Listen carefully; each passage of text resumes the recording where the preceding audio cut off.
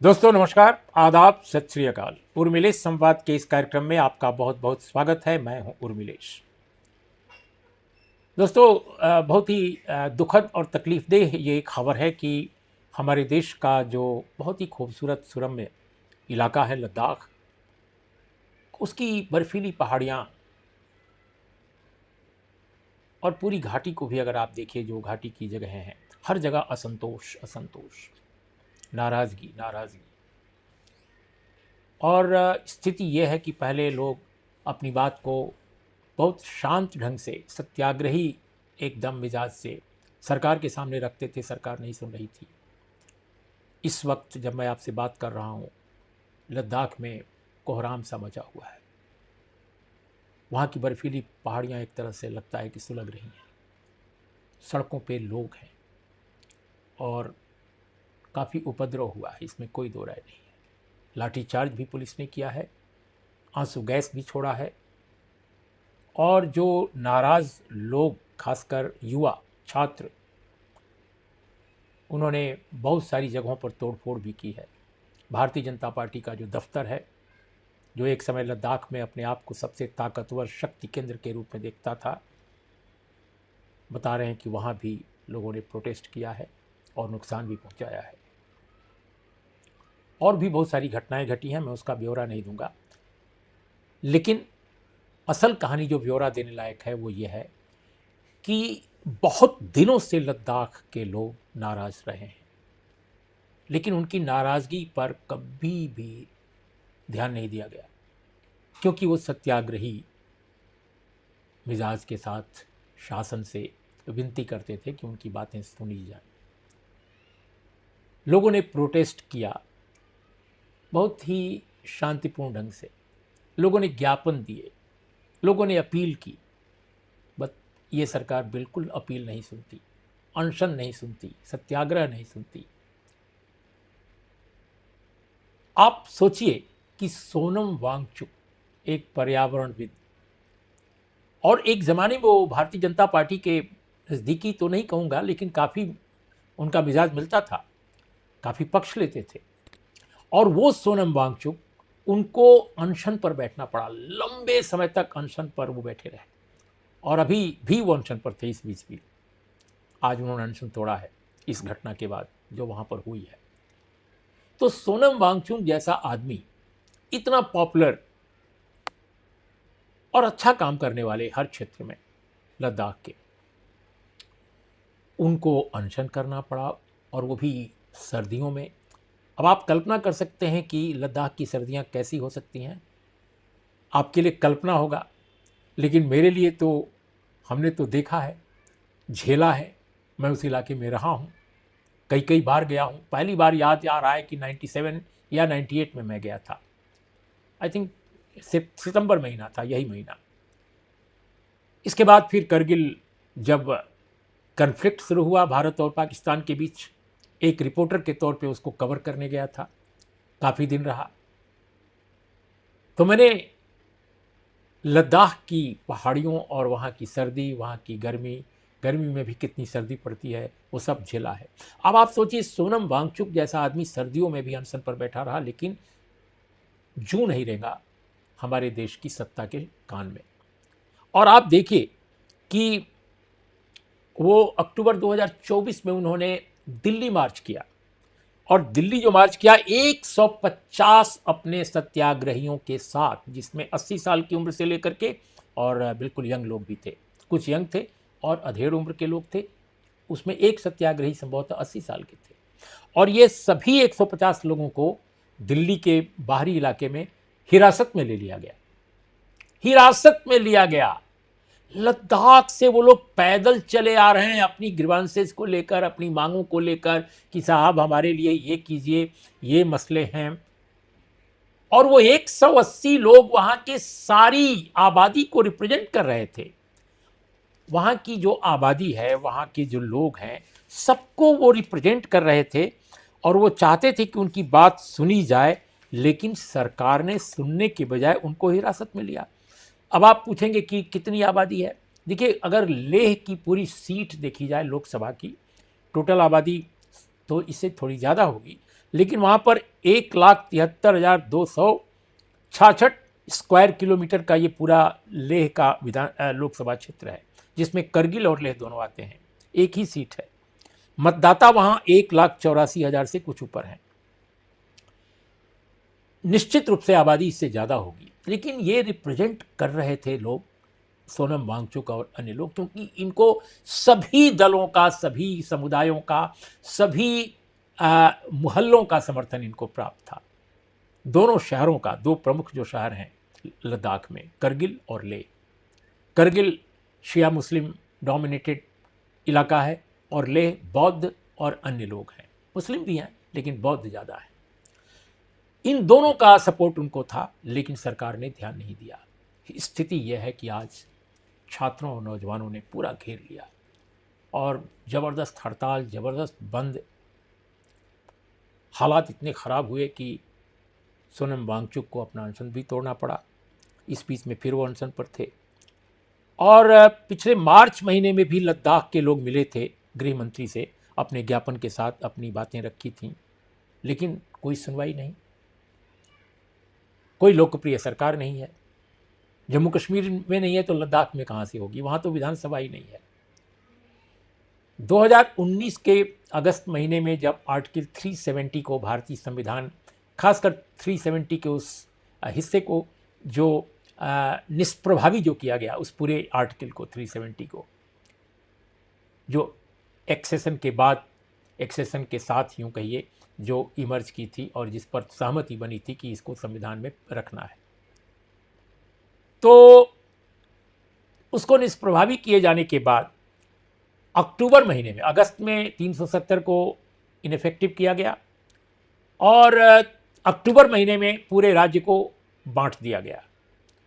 एक हिस्सा लद्दाख बना, केंद्र शासित क्षेत्र बन गया और बिना विधानसभा के बना। और दूसरी तरफ जम्मू कश्मीर जो पूरा सूबा था, एक बड़ा सूबा था देश का, उसको सूबे के दर्जे से घटा करके यूनियन टेरिटरी बना दिया गया, केंद्र शासित क्षेत्र, और विधानसभा के साथ। विधानसभा का इलेक्शन भी नहीं, वो तो सुप्रीम कोर्ट ने इंटरवीन अगर नहीं किया होता तो इलेक्शन भी नहीं हो पाता। लेफ्टिनेंट गवर्नर के जरिए ही सरकार चल रही थी और इलेक्शन होने के बाद जब उमर अब्दुल्ला की सरकार बन गई, चीफ मिनिस्टर वो बन गए, तब भी लेफ्टिनेंट गवर्नर के पास ही सत्ता है। एक म्यूनिसिपैलिटी को जितना अधिकार है उसी से मिलता जुलता अधिकार उमर अब्दुल्ला को भी है। बड़े फैसले वो नहीं ले सकते किसी भी क्षेत्र के,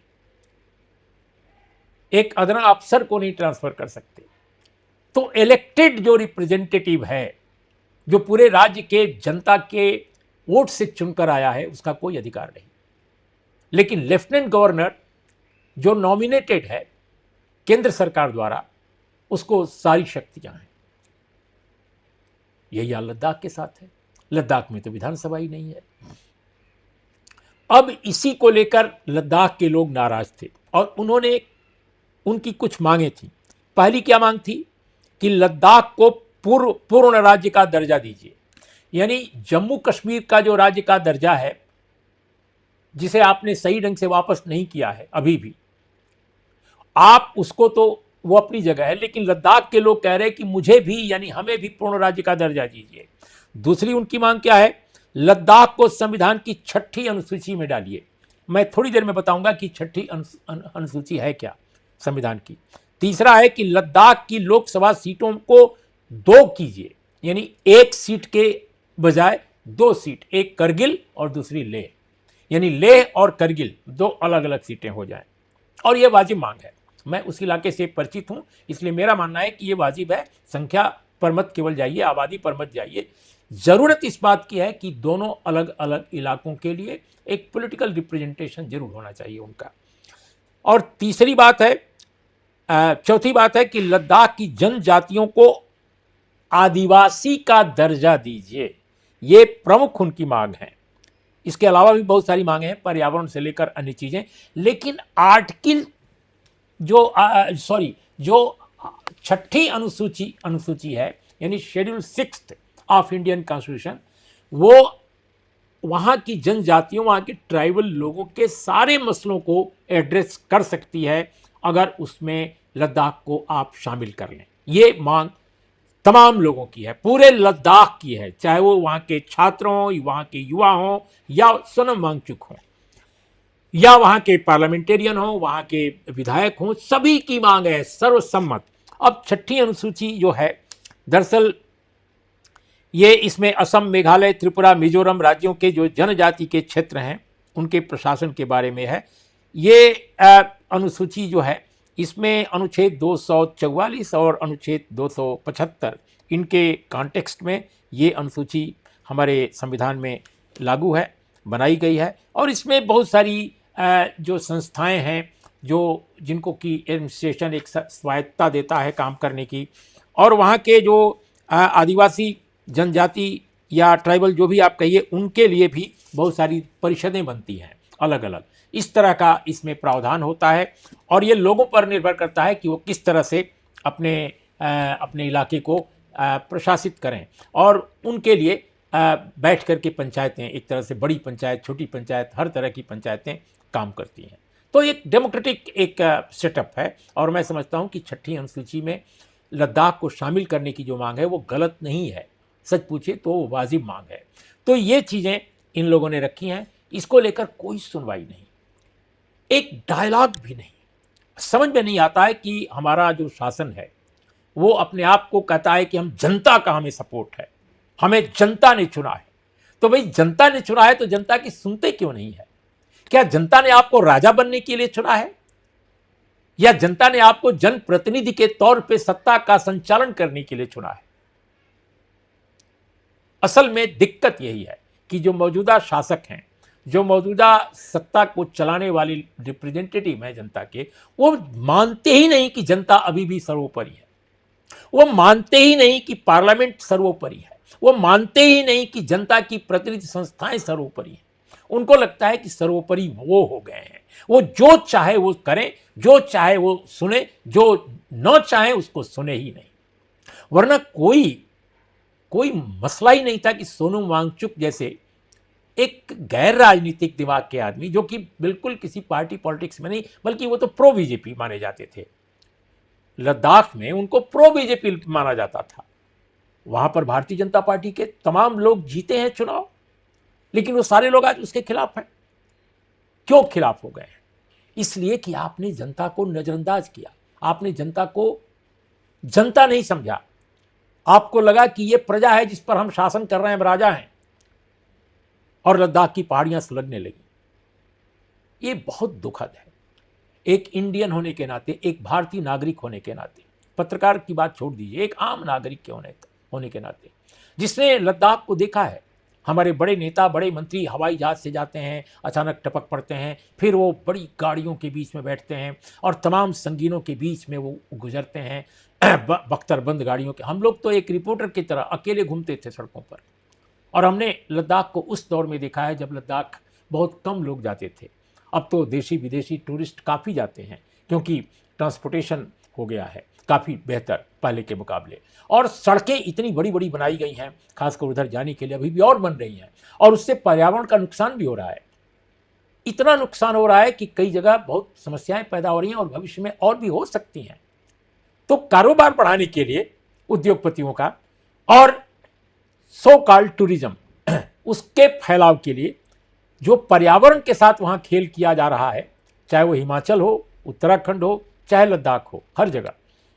हम नहीं कह रहे हैं कि आप वहाँ पर टूरिज्म न बढ़ाइए, बिल्कुल बढ़ाइए। हम नहीं कह रहे हैं कि आप वहाँ पर कारोबार न बढ़ाइए, बढ़ाइए, लेकिन ये सब चीज़ें एक संतुलन में होनी चाहिए, जिससे कि पर्यावरण का विनाश भी ना हो, पहाड़ियों में किसी तरह का खतरा ना पैदा हो, और जनजीवन जो वहाँ का है वह भी अपनी पूरी पहचान के साथ जीवंत होकर अपने ज़िंदगी को जी सके। लेकिन वो चीज़ें नहीं की जा रही थी, और इसीलिए मैं समझता हूँ कि जो नाराज़गी लोगों की है वो फूट पड़ी, क्योंकि आपने एड्रेस ही नहीं किया समस्या को।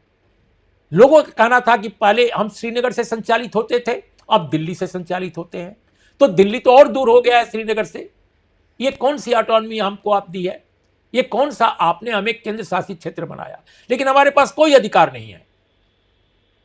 दरअसल असल कहानी यही है, और ये कि आपने उनको सुनने से ही इनकार कर दिया। बहुत दुखद घटना घटी है आज, इसमें कोई दो राय नहीं है। देखना है कि लेह और करगिल के लोगों के साथ सरकार क्या सलूक करती है भविष्य में। और मैं समझता हूं कि लेह करगिल जो डेमोक्रेटिक अलायंस बना है दोनों इलाके के लोगों का, उनके रिप्रेजेंटेटिव्स का, सबसे पहले तो मौजूदा सरकार को इमीडिएटली अपना कोई हवाई जहाज भेजकर उनको दिल्ली बुलाना चाहिए और डेलीगेशन से बात करनी चाहिए। डेमोक्रेसी में संवाद जरूरी है, बातचीत जरूरी है, ताकि जो वहाँ पर लोगों में असंतोष है, डिसकंटेंट है, आक्रोश है, उसको एड्रेस किया जा सके। ये अच्छी चीज़ नहीं है देश के लिए, लेकिन कौन समझाए। देश के बारे में सारी चिंता सिर्फ आप समझते हैं कि आपकी पार्टी को है। अरे भाई, देश की चिंता इस देश के हर सजग नागरिक को है। लेकिन आप कैसा देश बनाना चाहते हैं, आप कैसा समाज बनाना चाहते हैं, इस पर कहने का भी अधिकार है ना। पहले एक कश्मीर अशांत था तो आप कहते थे कि अतीत की सरकारों ने कश्मीर को अशांत कर दिया है, आतंकवाद वहां आ गया है, वहां विद्रोह हो रहे हैं, भारत के लिए मुसीबत पैदा कर दी है पहले की सरकारों ने कश्मीर में। लेकिन आपके आने के बाद क्या क्या हुआ है? कश्मीर आज तक शांत नहीं हुआ, अभी भी मुश्किलें हैं वहां। मणिपुर के साथ क्या हुआ आप बताइए? मणिपुर तो बिल्कुल शांत था। कहां कहां क्या क्या हुआ है आप देख लीजिए। इसके अलावा आप देख लीजिए क्या हालात हैं लद्दाख के। लद्दाख तो कभी परेशान नहीं करता था किसी भी एजेंसी को, सरकार की, हमेशा शांत। उसको भी आपने अशांत कर दिया, हालात ये पैदा कर दी। तो ये किसकी देन है? सोचने की जरूरत है मौजूदा सत्ताधारियों को। केवल कहने से नहीं होगा कि हमारी जो शासन की जो शैली है बहुत ताकतवर है। ताकत के साथ मिजाज और दिमाग भी लगाया जाना चाहिए, जिससे लोगों के मसलों को हल किया जा सके। सिर्फ दमन से सत्ता नहीं अच्छी चलती, दमन से शासन अच्छा नहीं चलता। कम से कम मौजूदा शासन को तत्काल लद्दाख के लोगों को बुलाना चाहिए संवाद के लिए, उनकी बातों को सुनना चाहिए और जो जरूरी हों उनको एड्रेस करना चाहिए। तो आज इतना ही। नमस्कार, आदाब, सत श्री अकाल।